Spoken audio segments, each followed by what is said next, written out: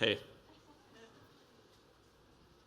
So, as an artist and designer, I've had a lot of different experience with software, and I can say that truly parametric modeling is very unique and special in this regard.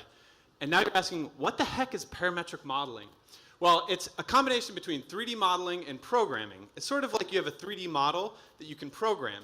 You can automate it, or you can change things about it. And you have these different sort of parts of each side. There's a lot of advantages to parametric modeling, from flexible geometries to geometric analysis, visualizing data while you work. There's a lot of applications.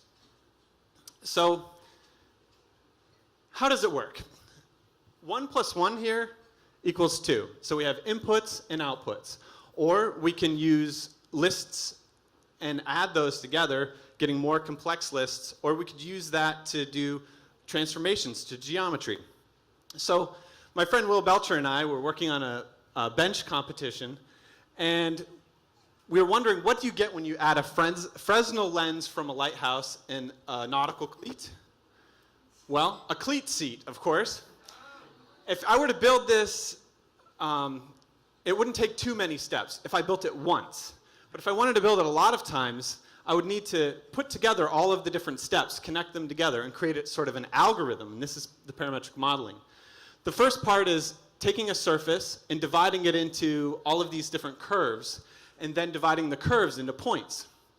Then we create an undulating list of numbers that corresponds with the points, and we transform all of the points in one step. And then we can reconnect the points into curves, and then those curves into surfaces, and we get a crazy Fresnel lens for the base of our bench.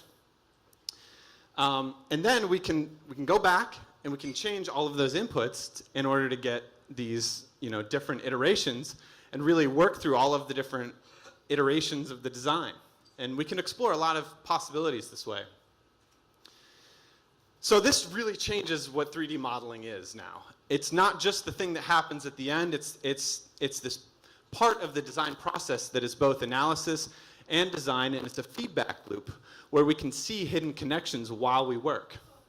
And it's abstract like 3D modeling and like programming, so it's very universal. There's so many applications, science and visualizing data, from art to engineering, just all these things you can do. And what I really like is this sense that you can explore a problem space or a solution space, and you can have all these answers, and you can pick the one you like the best.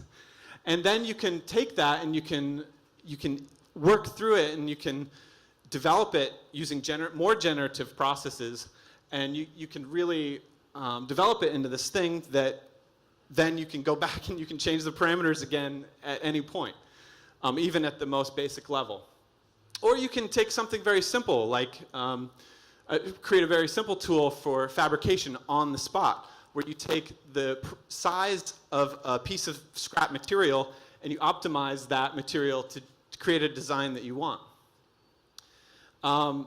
Recently, my friend Will, Henry, and I worked on the bike garden courtyard at NextFab to design it, and I was in charge of doing the 5 by 10 foot metal screen that we cut on the laser jet, or the water jet.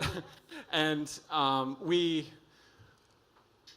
had to make sure that all of the corners were not sharp, so that fingers that go in there wouldn't get cut. And we had to make sure that the water jet could use all the curves, so parametric modeling was great for that.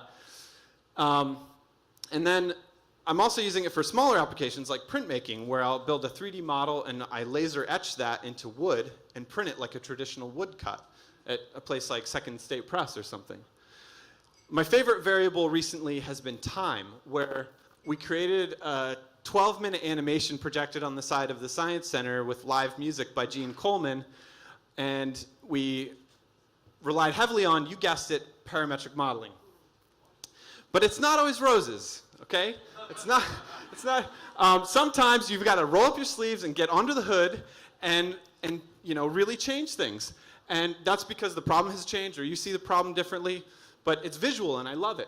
So whether you're a 3D modeler or designer on the one side, or a programmer or developer on the other, what better way to cross that divide than visual spatial coding?